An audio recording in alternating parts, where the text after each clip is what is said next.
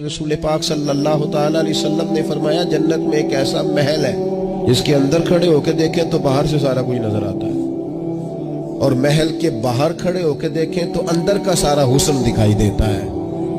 تو حضور توجہ دلاتے تھے تو صحابہ میں شوق پیدا ہوتا تھا، یا رسول اللہ کس کو ملے گا؟ ویسے دنیا میں بھی بندہ کو اچھا گھر دیکھتا ہے تو کہتا ہے یار کتنا اچھا نقشہ ہے، کس خوبصورتی سے بنایا ہے، اور جب حضور ذکر کریں اور جنت کے محل کا ذکر کریں شوق صحابہ کا توانا ہوتا تھا۔ عرض کی یا رسول اللہ صلی اللہ علیہ وسلم کس کو ملے گا؟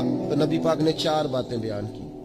فرمایا ایک وہ بندہ جو اچھی بات کرے، وقولوا للناس حسنا، لوگوں سے اچھی بات کہے، وہ ہمیشہ معاشرے میں بری خبریں ہی دینے کا عادی نہ ہو، لوگوں کی عیب جوئی ہی اس کا مزاج نہ ہو، اچھی بات کرے۔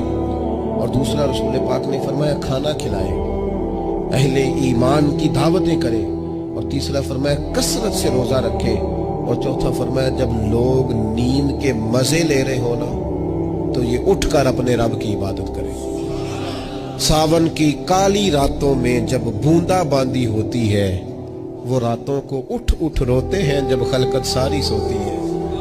اور کسی نے کہا تھا رات پوے تے بے دردانو نیند پیاری آوے، رات پوے تے بے دردانو نیند پیاری آوے، تے درد مندانو یاد سجن دی ستیاں وی آن جگاوے۔